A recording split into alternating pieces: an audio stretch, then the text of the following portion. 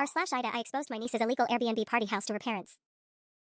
I was standing in ankle-deep water in my brother's $800,000 vacation home when I realized my niece had been lying to me for months. The burst pipe had flooded the entire first floor, warping the hardwood and soaking into the custom millwork that took 6 months to install. But it wasn't the water damage that made my stomach drop, it was the stack of Airbnb booking confirmations scattered across the granite counter, each one advertising epic party house. No rules. Parents away. My hands shook as I picked up the soggy papers. 57 bookings in 3 months. Each one charging $400 a night for what was supposed to be my family's private retreat. Aunt Sarah? I spun around to find Emma standing in the doorway, her face pale as she took in the destruction. My 19-year-old niece, the girl I'd helped raise, the one who called me her best friend, looked like she'd seen a ghost. The neighbors called me, she said quietly. The pipe burst during a booking last night. During a booking. Not during a party or when some friends were over. The businesslike language made it somehow worse. Emma. My voice came out steadier than I felt. What is this? She stepped carefully around a puddle, wringing her hands. I can explain. You've been running an illegal hotel out of your parents' house. I held up the soggy papers. These people are advertising drug-friendly parties. Look at this review, trashed the place but Emma was cool about it. There are noise complaints going back 2 months. It's not that bad. Not that bad? I gestured at the flooded room. Emma, there's a hole punched through the wall in the den. Someone spray-painted the bathroom. The neighbors are talking about a lawsuit. Her eyes filled with tears. You don't understand. I needed the money for school. Mom and Dad think I'm on scholarship, but I lost it freshman year and I didn't know how to tell them. I've made almost $12,000. By destroying their house. I was going to fix everything before they found out. I hired cleaners after every party, I really did. But some of the groups got out of hand and... Some of the groups? I stared at her. Emma, how long has this been going on? She bit her lip. Since January. January. 8 months of strangers partying in my brother's home. 8 months of Emma collecting money while her parents, my brother and his wife, had no idea their property insurance was being voided by illegal commercial use. No idea they could be held liable for anything that happened here. Last month when I came up and found beer bottles in the yard, I said slowly. You said you'd had some friends over. You made me promise not to tell your parents about a small party. It was small that time. You manipulated me. The betrayal hit harder than the property damage. You made me your accomplice. Emma's tears were flowing freely now. Please, Aunt Sarah. Please don't tell them. I can fix this. I'll use the money to repair everything and I'll stop, I promise. They'll disown me if they find out. I looked around the ruined room, then back at my niece, this girl I loved like my own daughter, who had turned me into an unwilling co-conspirator in what could bankrupt my brother's family. My phone buzzed. A text from my sister-in-law, hey. How's the house looking? We're thinking of coming up next weekend. The lies were about to catch up with all of us. I stared at my sister-in-law's text, my heart pounding. Next weekend. In 6 days, Mark and Jennifer would walk into this disaster expecting their pristine vacation home. Emma, they're coming up next weekend. Her face went white. What? No, they can't. I have 3 more bookings this week, including a bachelor party on Friday that's paying $800. You have 3 more? I couldn't believe what I was hearing. Look around you. The house is destroyed. I can move those bookings to hotels, give them refunds, she said frantically. But I need this week to coordinate repairs. Can you tell them there's a gas leak or something? Buy me some time? The audacity of it struck me speechless. She wanted me to lie again. My phone buzzed with another text, this time from my brother, Sarah, got a weird call from our insurance company. Something about a claim filed on the vacation house? Did something happen? My blood turned to ice. Emma, did you file an insurance claim? I had to, she whispered. The pipe damage is too expensive to fix out of pocket. I thought I could handle it quietly, but the contractor said it might be structural and... You filed a fraudulent insurance claim. I felt dizzy. Emma, that's a felony. It's not fraudulent. The pipe really burst. Because of unauthorized commercial use. If they investigate and find out about the Airbnb, I couldn't finish the sentence. My brother could lose everything. Their house, their savings, possibly face criminal charges as the property owners. Another text from Mark, insurance investigator wants to inspect the property tomorrow. Can you meet them there? Jennifer's freaking out. Tomorrow. The investigator would see everything, the damaged walls, the lingerie hanging from the chandelier that Emma apparently missed, the obvious signs of multiple parties. They'd ask questions. Run background checks. Discover the illegal rental operation. Emma, there's an insurance investigator coming tomorrow. She grabbed my arm. You have to help me clean up. We can say the wall damage happened during the flooding, maybe hide the worst of it. Stop. I pulled away from her. Just stop. You're asking me to commit insurance fraud. I'm asking you to help family. By lying to investigators? By helping you cover up a crime? My voice was rising. What happens when they find your Airbnb account? When they interview the neighbors who've been complaining for months? Emma's face crumpled. Maybe the neighbors won't say anything. Mrs. Patterson likes me, and the Johnsons are never around. Emma, I talked to Mrs. Patterson on my way in. She's documenting everything. Dates, times, license plates. She said she's been building a case because your parents won't return her calls. What calls? She's been trying to reach your parents for weeks about the noise and property damage.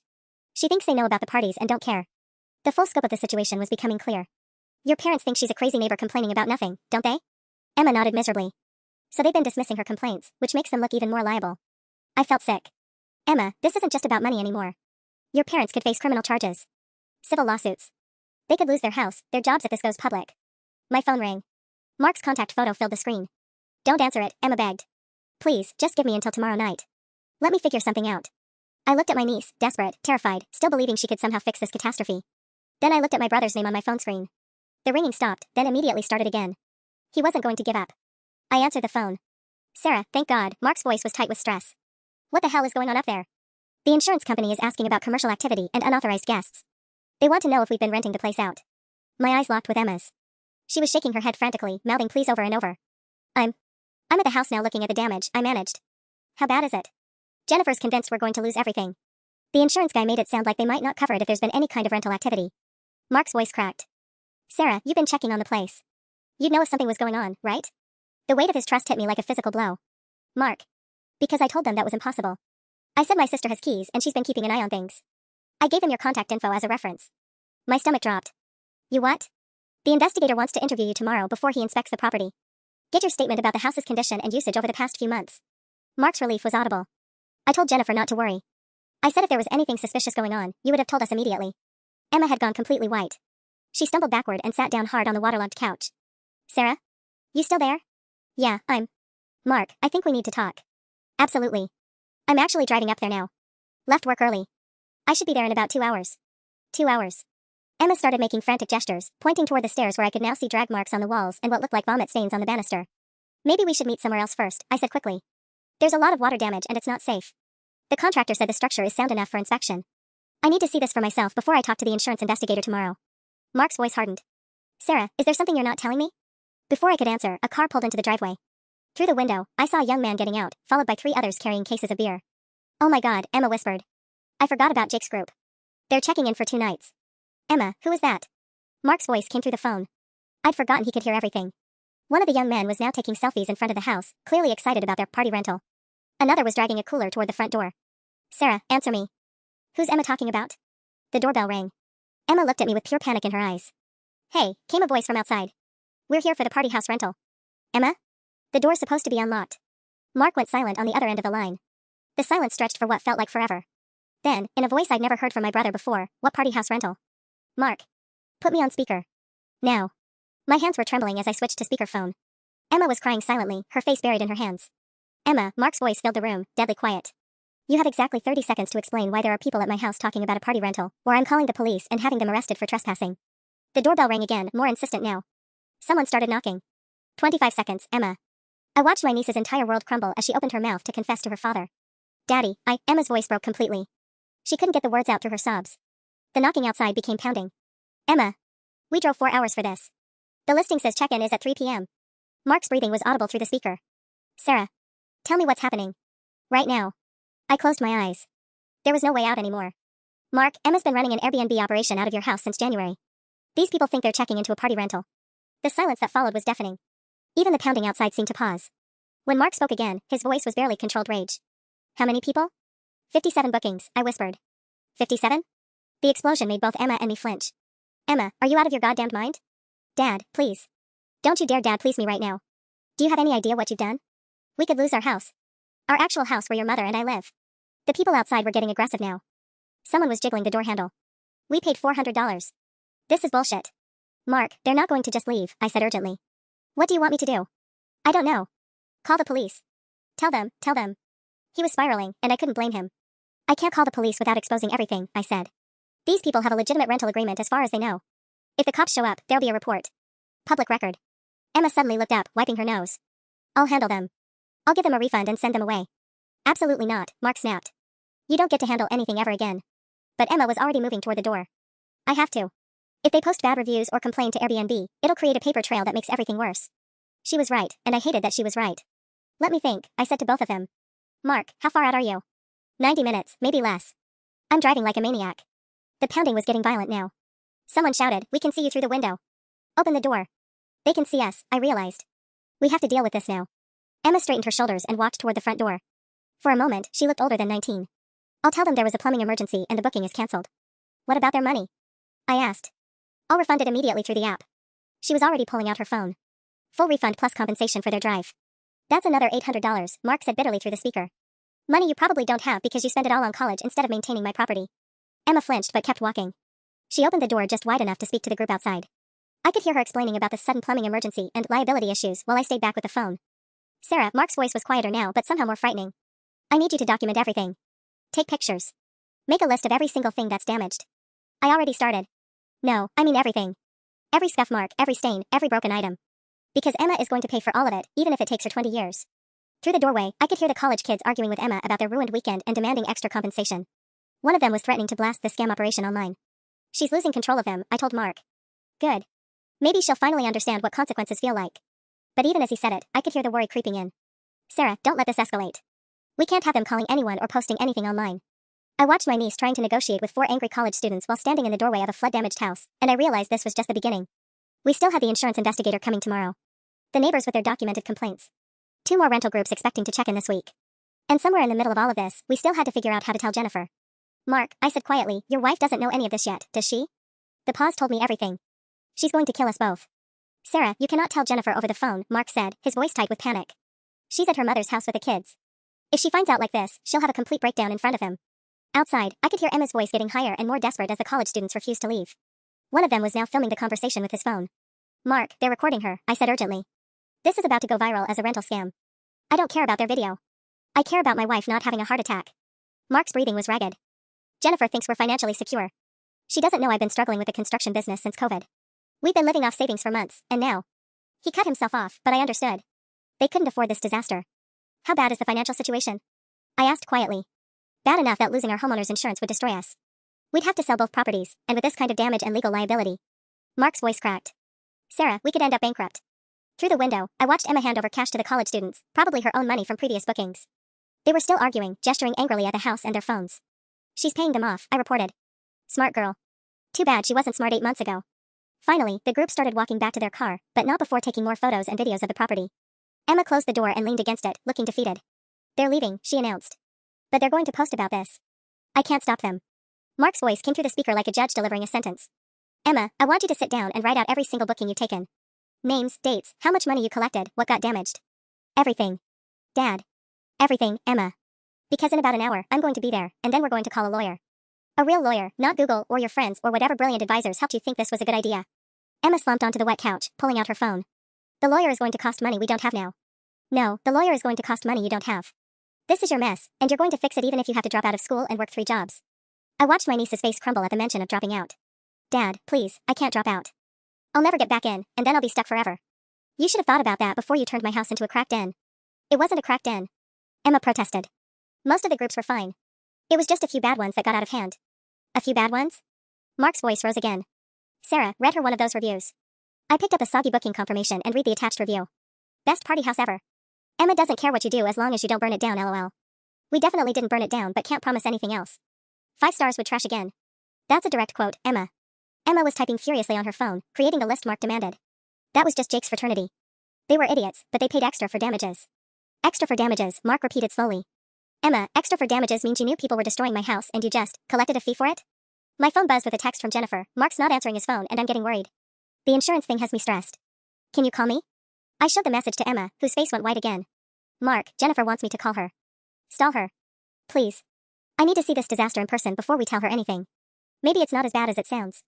I looked around the flooded room, at the hole in the wall, at Emma's list of 57 illegal bookings, at the evidence of months of parties and property damage. Mark, I said gently, it's worse than it sounds. His silence stretched long enough that I wondered if the call had dropped.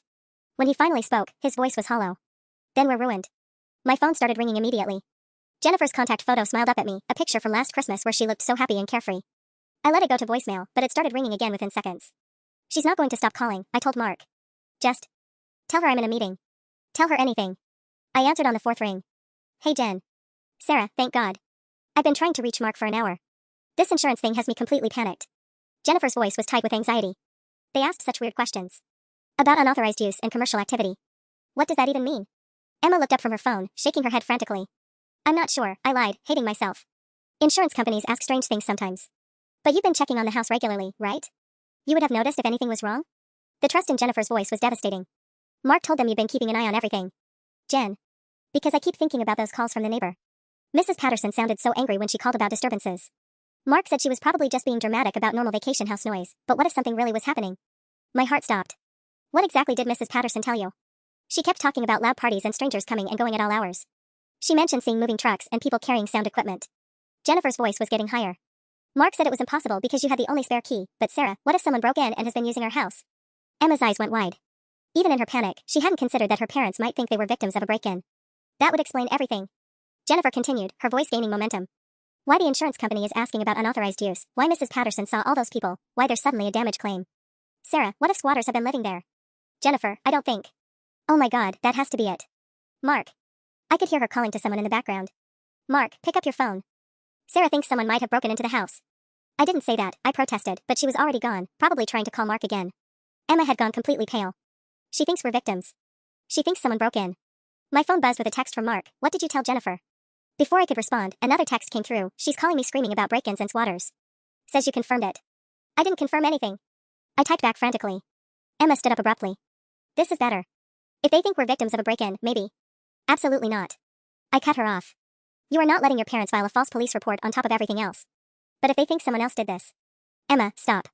Just stop. I felt like I was drowning in lies. Your parents aren't criminals. I won't let you turn them into criminals. My phone rang again. Mark this time. Sarah, Jennifer is losing her mind. She wants to call the police right now and report a break-in. She's convinced that's why the house is damaged. You have to stop her, I said. How? She's already looked up the non-emergency number. She's talking about identity theft and wondering what else might have been stolen. Mark's voice cracked.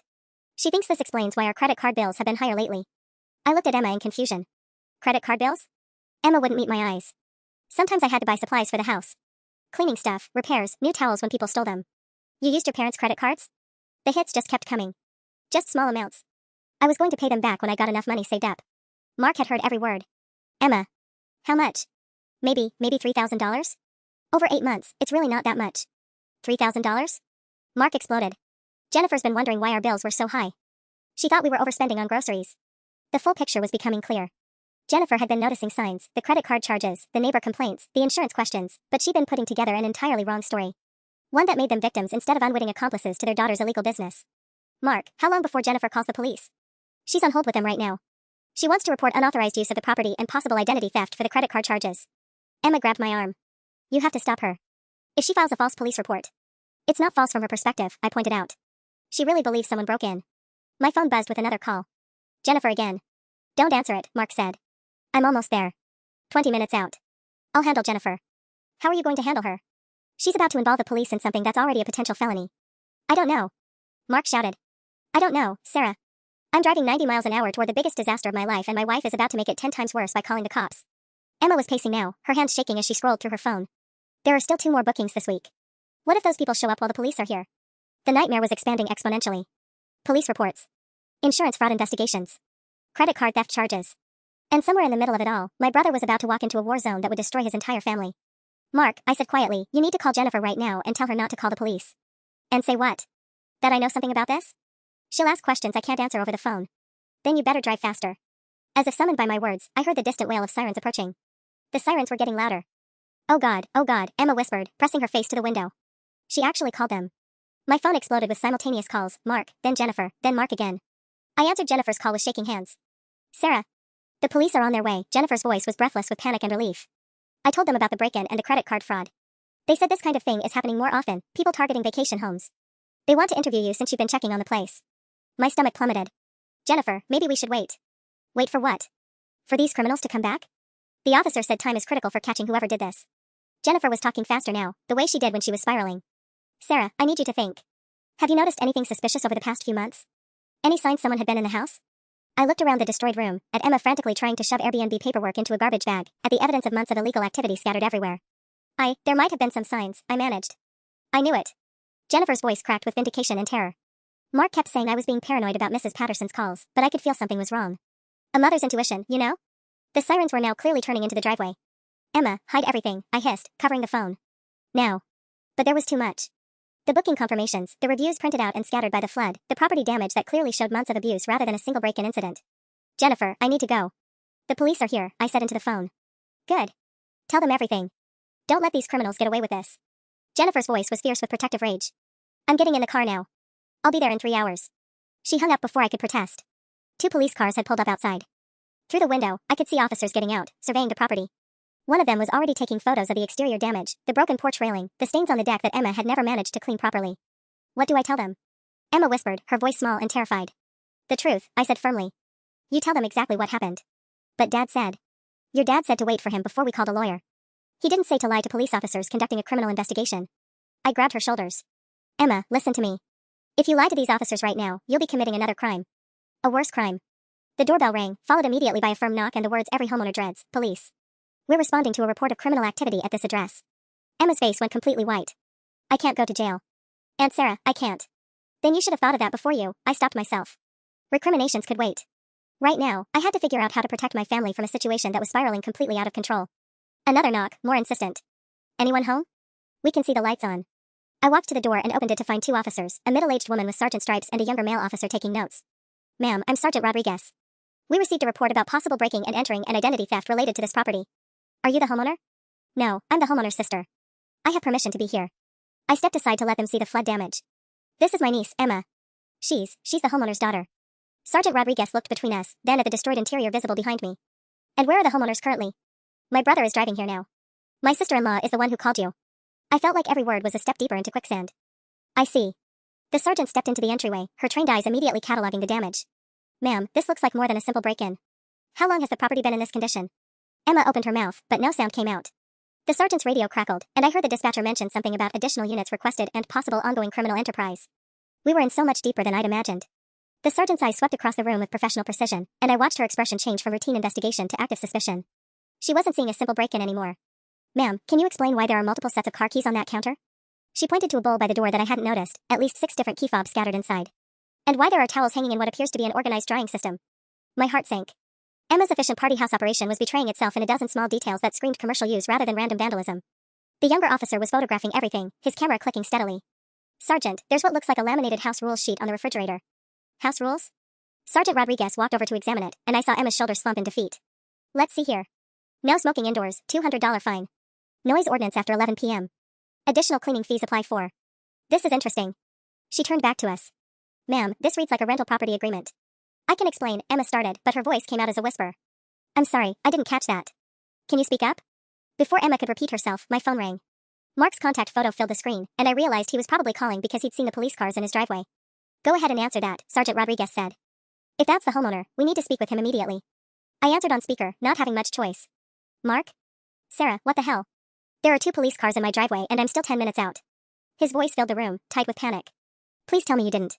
Mister, the sergeant stepped closer to my phone. I'm sorry, what's your name, sir? Mark went silent for a moment, clearly realizing he was now talking directly to law enforcement. When he spoke again, his voice was carefully controlled. This is Mark Chin. It's my house. My wife called about a break-in. Mr. Chan, I'm Sergeant Rodriguez. We're investigating the reported criminal activity at your property. I'm going to need you to get here as soon as possible. We have some questions about the nature of the situation we're finding here. What kind of situation? Mark asked, though I could tell from his tone he already knew this wasn't going well. The sergeant looked directly at Emma. Sir, we're finding evidence that suggests this property may have been used for unauthorized commercial purposes. There are clear signs of an organized rental operation. The silence from Mark's end of the call stretched so long I thought he might have hung up. Finally, I'll be there in 5 minutes. Good. And sir? You might want to contact an attorney before we continue this conversation. She hung up my phone for me, which somehow felt more ominous than anything else that had happened. Now then, Sergeant Rodriguez turned her full attention to Emma. While we're waiting for your father, why don't you tell me about this rental operation? The evidence suggests it's been going on for quite some time. Emma looked at me desperately, but I couldn't help her anymore. We'd passed the point where aunt privileges could protect her from the consequences of months of illegal activity. Emma's voice cracked.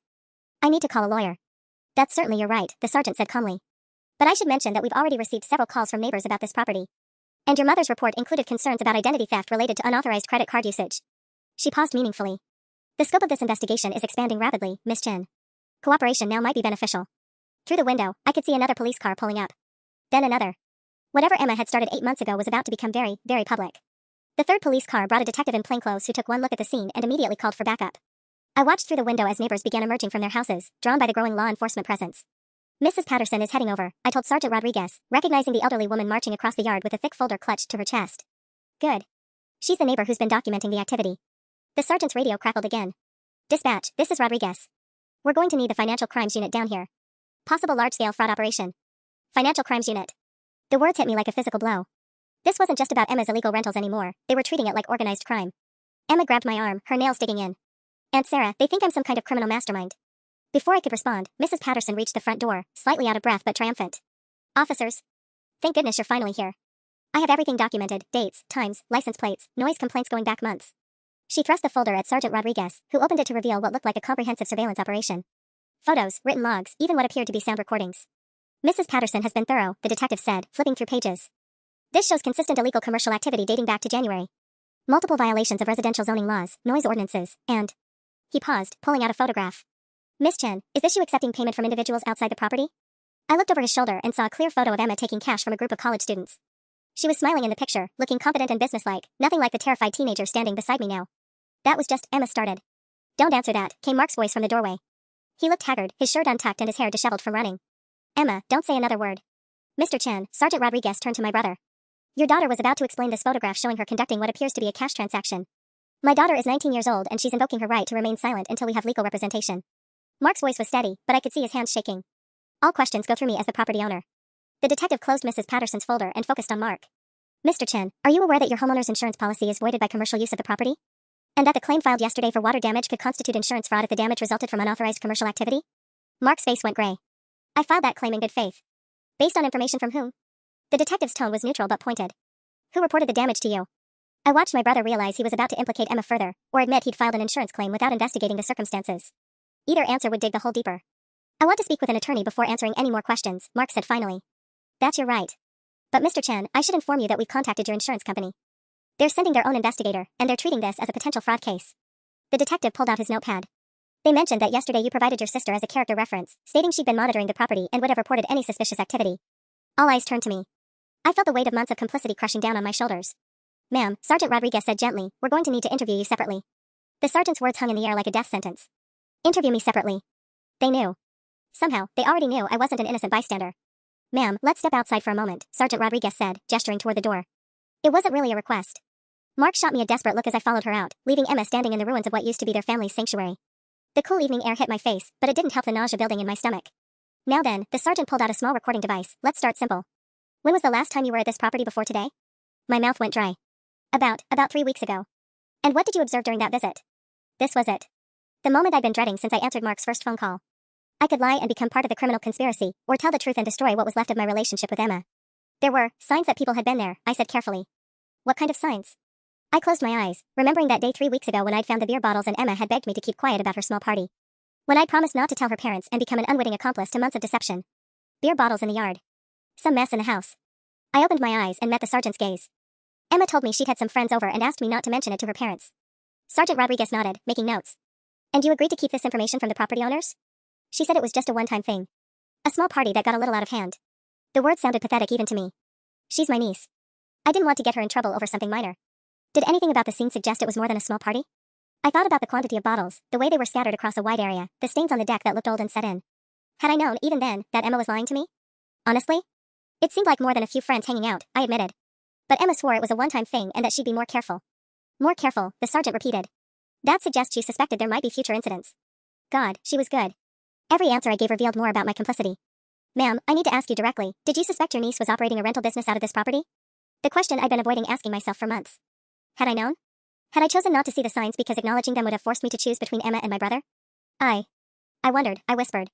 Some things didn't add up. But I didn't want to believe she'd lie to me like that. What kinds of things didn't add up? My phone buzzed with a text, and the sergeant gestured for me to check it. Jennifer's name appeared on the screen, ETA 2 hours. Please tell me the police caught whoever did this.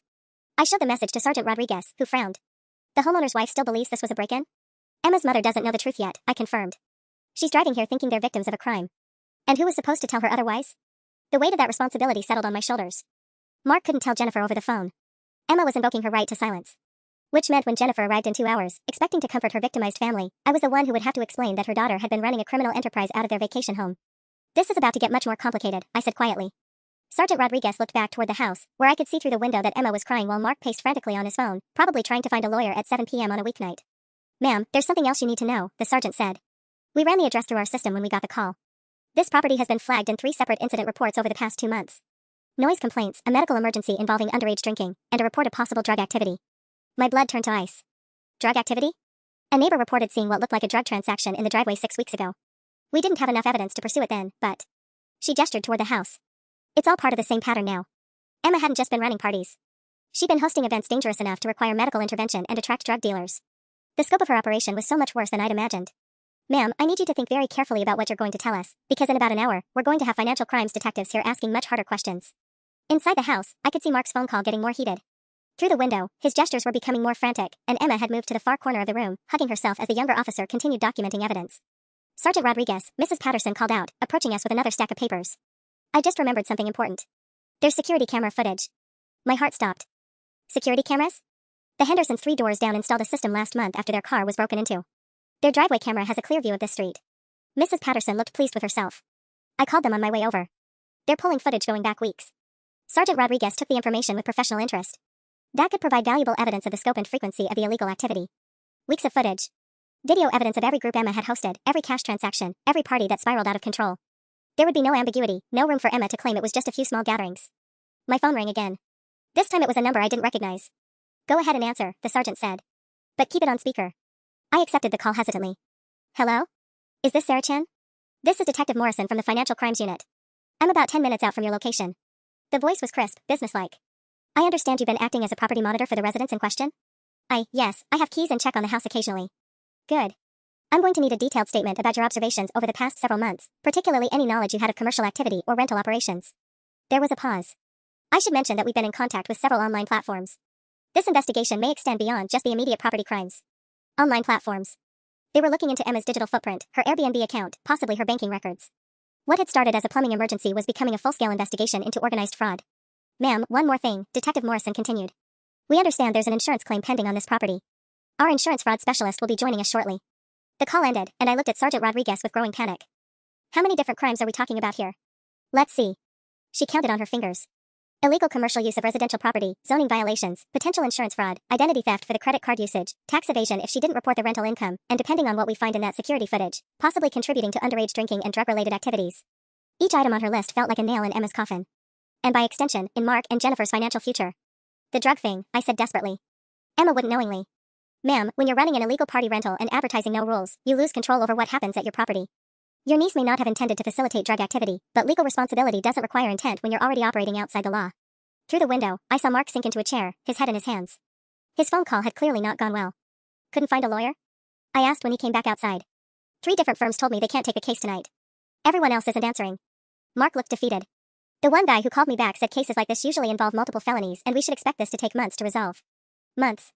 Just as the distant headlights of what I knew was Jennifer's car appeared at the far end of the street, I realized our nightmare was just beginning.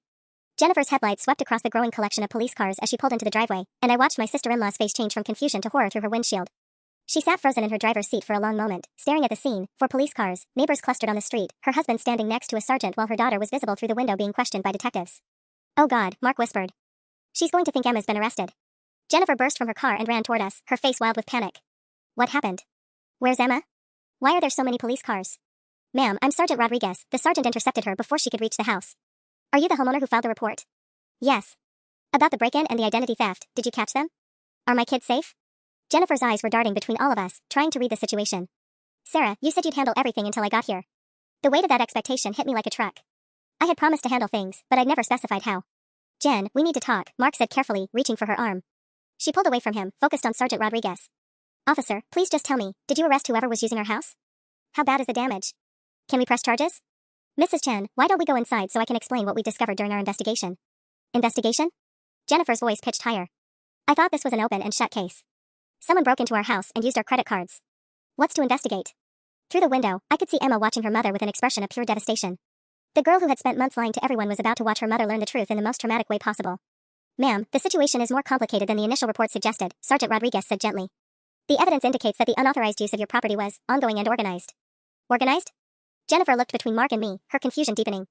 Like a gang? Were they living here? Detective Morrison's car pulled up at that moment, followed immediately by another unmarked vehicle. The Financial Crimes Unit had arrived, and with them, any remaining hope that this could be contained quietly. Mrs. Chen, I'm Detective Morrison, the plainclothes officer introduced himself as he approached our group. I understand this is difficult, but I need to inform you that we're treating this as a potential organized fraud case involving multiple felonies. Jennifer's legs seemed to give out slightly. Mark caught her elbow to steady her. Felonies, she whispered. But we're the victims here. We didn't do anything wrong. Detective Morrison exchanged a look with Sergeant Rodriguez. Ma'am, that's what we're trying to determine. The evidence suggests that someone with authorized access to your property has been operating an illegal rental business for several months. I watched the words hit Jennifer like physical blows. Her face went through a series of expressions, confusion, denial, then a dawning horror as she began to piece together the implications. Authorized access, she repeated slowly. But the only people with keys are. Her gaze moved to Mark, then to me, then through the window to where Emma sat with the detective. No. No, you can't be suggesting that one of us. Mom. Emma's voice came from the doorway, barely audible. She had somehow slipped past the detective inside and was standing in the entrance, tears streaming down her face. Mom, I'm so sorry. Jennifer stared at her daughter for a long moment, and I watched 18 years of trust crumble in real time. Emma? Jennifer's voice was barely a whisper. Emma, what did you do? Emma, tell me what you did. Jennifer's voice was getting stronger, more demanding. Right now. Emma's mouth opened and closed like she was drowning. The detectives had followed her outside and were watching this family implosion with professional detachment, gathering evidence from every word. I was just trying to pay for school, Emma whispered. I lost my scholarship and I didn't know how to tell you guys. So you what, exactly? Jennifer's voice cracked like a whip. Spell it out for me, Emma. What did you do to our house? Detective Morrison stepped forward. Mrs. Chen, perhaps we should continue this conversation inside, away from the neighbors. But Jennifer wasn't moving. No. I want to hear it right here, right now. Emma, did you let strangers into our house? It wasn't supposed to get this bad, Emma said through her sobs. I was careful at first, I only rented to small groups. Rented? Jennifer's voice rose to a shriek that echoed across the entire neighborhood. You were renting our house? Our vacation home that we saved 10 years to buy? Mrs. Patterson was openly taking notes now, along with several other neighbors who had emerged to watch the drama. I realized this confrontation was creating even more evidence against Emma, public admissions of guilt that would be impossible to take back. Jen, please, let's go inside, Mark tried again, but Jennifer shook him off. Don't you dare tell me to calm down. Our daughter has been running some kind of illegal hotel and you want me to keep my voice down? Jennifer turned back to Emma, her face flushed with rage and betrayal. How long? How long have you been doing this? Since January, Emma admitted. January? Jennifer staggered backward. 8 months? You've been lying to us for 8 months? Mrs. Chen, Detective Morrison interrupted firmly. I really need to advise you that this conversation is being overheard by multiple witnesses and could impact the investigation. Your daughter has the right to legal counsel before making any more statements. She has the right to legal counsel? Jennifer spun on him. What about our rights? We didn't know any of this was happening. We're the victims here. Ma'am, that's complicated. The detective's tone was carefully neutral. The property owners can be held liable for illegal activities conducted on their premises, even without their knowledge, depending on the circumstances. I watched Jennifer process this information, her face cycling through disbelief, fury, and dawning terror. Liable how? Mark asked the question I was afraid to voice. Civil liability for any damages or injuries that occurred during these illegal rentals. Potential criminal charges if we find evidence the property owners knew or should have known about the commercial activity. Detective Morrison's eyes found mine. We're particularly interested in anyone who had knowledge of the situation and failed to report it. Jennifer followed his gaze to me, and I saw the exact moment she understood my role in this disaster. Sarah. Her voice was deadly quiet now. You knew. It wasn't a question. Jen. You knew and you didn't tell us. Jennifer's face went white with a rage so pure it was almost elegant. You let us walk around for months wondering why our bills were high, why the neighbors were calling, why Mrs. Patterson sounded so angry. You let me think I was going crazy. It wasn't like that, I said desperately. I only found out 3 weeks ago and Emma said it was just one party. 3 weeks ago. Jennifer nodded slowly, like pieces of a puzzle were clicking into place. 3 weeks ago when you came up here to check on things and then told us everything looked fine. The detective was writing down every word of this confrontation, building a timeline of who knew what and when. I was confessing to knowledge and cover-up in front of law enforcement and multiple witnesses. You chose her over us, Jennifer said, pointing at Emma. You chose to protect her instead of protecting your own brother's family. Jennifer, please. Get away from me. Jennifer's scream echoed across the lake. Both of you. I don't want to hear another word from either of you lying, selfish. She cut herself off, but not before the damage was done. In front of detectives, neighbors, and anyone else recording this scene on their phones, Jennifer had just publicly severed all family ties. And we hadn't even gotten to the worst part yet. Detective Morrison's radio crackled to life, cutting through the charged silence that followed Jennifer's outburst. Detective, we've got the security footage from the Henderson property. You're going to want to see this. How bad? He asked into the radio, but I could tell from his expression he already knew. Multiple felony counts. Clear evidence of drug transactions, underage drinking, property destruction. And... The voice paused. There's footage of what appears to be the property owner's sister accepting payment from rental guests on at least 3 separate occasions. My blood turned to ice. 3 occasions. I tried to remember, had there been times when Emma asked me to collect keys from departing guests? Times when people handed me cash and I assumed it was for Emma's cleaning services? All eyes turned to me as the implications sank in. I hadn't just known about Emma's operation, I had unwittingly participated in it. Ma'am, we're going to need you to come to the station for formal questioning, Detective Morrison said, his tone shifting from professional courtesy to official business. Tonight. Sarah? Mark's voice cracked. What is he talking about? Jennifer let out a sound somewhere between a laugh and a sob. Oh, this is perfect. This is absolutely perfect. Not only did my sister-in-law help destroy our lives, she's actually a criminal accomplice. I didn't know, I started, but Detective Morrison held up his hand. Ma'am, I need to advise you of your rights before you make any more statements. The Miranda warning. He was reading me the Miranda warning in front of my brother's house while my niece sobbed and my sister-in-law stared at me with pure hatred. Sarah, don't say anything else, Mark said urgently. Not another word until we get lawyers. Lawyers, plural? Jennifer's voice was climbing again. How many lawyers do we need, Mark? How many crimes are we dealing with here? Before anyone could answer, another car pulled into the already crowded driveway. This one had insurance investigator printed on the side in official-looking letters. Jesus Christ, Mark muttered. They work fast. A woman in a business suit emerged from the vehicle, surveying the scene with obvious confusion. She had clearly expected to investigate a simple water damage claim, not walk into what looked like a major crime scene. I'm looking for Mark Chin, she called out. I'm Susan Walsh from Clearwater Insurance. We spoke earlier about the claim filed yesterday? Detective Morrison intercepted her before Mark could respond. Ma'am, I'm afraid Mr. Chen's insurance claim is now part of an active criminal investigation. You'll need to coordinate with our financial crimes unit. I watched the insurance investigator's expression shift as she realized what she was walking into. Criminal investigation? The claim was filed for water damage from a burst pipe. The circumstances surrounding that damage are complicated, Detective Morrison said diplomatically. We have evidence suggesting the damage occurred during illegal commercial activity that would void the policy coverage. Void the coverage? Jennifer's voice rose to a near shriek. What does that mean, void the coverage? Susan Walsh looked uncomfortable but professional. Ma'am, if your property was being used for unauthorized commercial purposes, your homeowner's policy wouldn't cover any resulting damages. You'd be personally liable for all repair costs. How much are we talking about? Mark asked, though his voice suggested he didn't want to know the answer. The insurance investigator consulted her tablet. Based on the initial damage assessment, we're looking at approximately $60,000 to $80,000 in repairs. That's assuming no structural damage to the foundation from prolonged water exposure. Jennifer made a choking sound. $80,000? Plus any legal fees for defending against civil lawsuits from neighbors or injured parties, Detective Morrison added helpfully. And potential fines for zoning violations, which in this county can run up to $50,000 per incident. Emma, who had been silent during this exchange, suddenly spoke up. I made $12,000 total. I can pay some of it back. $12,000? Jennifer whirled on her daughter. You made $12,000 destroying our lives? Our house is going to cost $80,000 to fix and you made $12,000? Ma'am, please keep your voice down, Sergeant Rodriguez warned. The neighbors are recording this. But it was too late. I could see phone cameras pointed in our direction from multiple properties. This family meltdown was being documented by half the neighborhood, creating a digital record of our destruction that would probably end up on social media before the night was over. Detective Morrison's radio crackled again. Detective, we've got a problem. 3 more groups are claiming they have confirmed reservations for this property over the next 2 weeks. They're demanding refunds and threatening to sue for breach of contract. Emma went completely white. I forgot to cancel the future bookings. Of course you did, Jennifer said bitterly. Because this nightmare wasn't complete enough yet. The final blow came when Detective Morrison received another radio call that made him grimace and shake his head. What now? Mark asked, his voice hollow with exhaustion. The IRS has been notified about the unreported rental income. They're opening their own investigation. Detective Morrison looked directly at Emma. Miss Chen, $12,000 in unreported income is a serious federal tax crime. Jennifer's laugh was completely devoid of humor. Federal crimes now. We've graduated to federal crimes. But something in her voice had changed. The rage was still there, but underneath it, I heard something else, a kind of grim acceptance, like she was finally understanding the full scope of what we were dealing with. Detective Morrison, Jennifer said, her voice eerily calm, I need to understand something. What's the best case scenario here? If we cooperate fully, get lawyers, do everything right, what are we looking at? The detective considered this carefully. For your daughter? Probably probation and restitution if she pleads guilty. Community service. No jail time for a first offense if she shows remorse and makes good faith efforts to pay back damages. And for us? The property owners who didn't know? That depends heavily on the investigation. If we can prove you truly had no knowledge and took reasonable steps to monitor the property. He glanced meaningfully at me.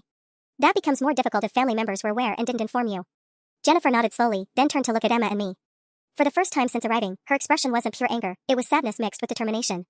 Emma, she said quietly. Are you ready to take responsibility for this? Full responsibility, no excuses, no blame shifting? Emma nodded through her tears. Yes, Mom. I'm sorry. I'm so sorry. And Sarah. Jennifer's gaze found mine.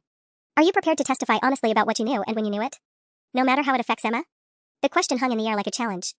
I could continue trying to protect Emma, making myself a bigger part of the conspiracy. Or I could tell the complete truth and help Mark and Jennifer minimize their legal exposure.